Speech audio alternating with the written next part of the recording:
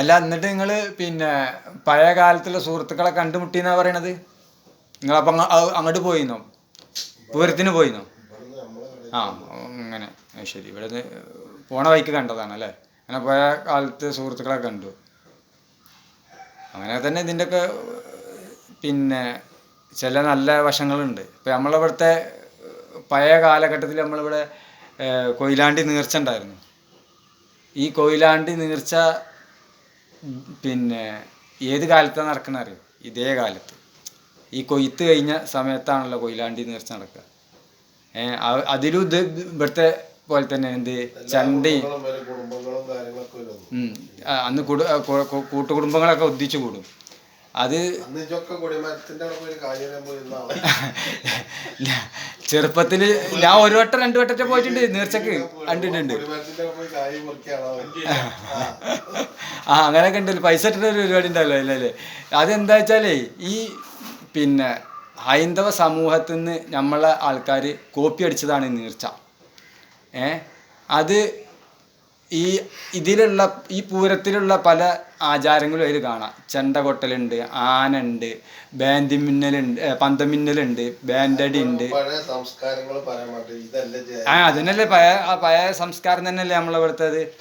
അതൊക്കെ എന്താണ് ഇതിന്ന് നമ്മൾ കോപ്പി അടിച്ചതാണ്. വാസ്തവത്തിൽ ഇതൊക്കെ ഈ ചാടിക്കളികളും നേർച്ച നല്ല കാര്യമല്ല. ഈ നേർച്ചയിൽ നടക്കുന്ന പിന്നെ ചാടിക്കളി, ഡാൻസ്, അതുപോലെ തന്നെ ഈ പന്തമിന്നൽ, ചെണ്ടോട്ടലും ബാൻഡടിയും ഒക്കെ എന്താണ് ഒരു തരം പിശാചുവൽക്കരണമാണ്. പിശാചുബാധ എന്നൊക്കെ പറയില്ലേ, അതുപോലത്തെ സംഗതികളാണ്. അതൊരിക്കലും ഒരു നല്ലൊരു മതത്തിന് യോജിച്ചതല്ല. ഇത് ഈ കൊയ്ത്ത് കാലത്ത്, പഴയ കാലത്ത് നമ്മളൊക്കെ സമ്പത്ത് ഇവിടെ കമ്മിയായിരുന്നല്ലോ, ഈ പൈസയുടെ മൂല്യങ്ങളൊന്നും ഉണ്ടായിരുന്നില്ല. അപ്പോൾ ഈ കൊയ്ത്ത് കാലത്ത് നടത്താനുള്ള കാരണം എന്ന് വെച്ചാൽ ഈ പാവപ്പെട്ട ജനങ്ങളുടെ നെല്ലും അരിയൊക്കെ ഈ തങ്ങന്മാരും മൊയ്ലിയന്മാരും ചൂഷണം ചെയ്യാൻ വേണ്ടിയിട്ട് നടത്തിയുന്ന ഒരു സംഗതിയാണ് ഈ നമ്മളിവിടുത്തെ കൊയിലാണ്ടി നീർച്ച. നിങ്ങൾ മനസ്സിലാക്കണം.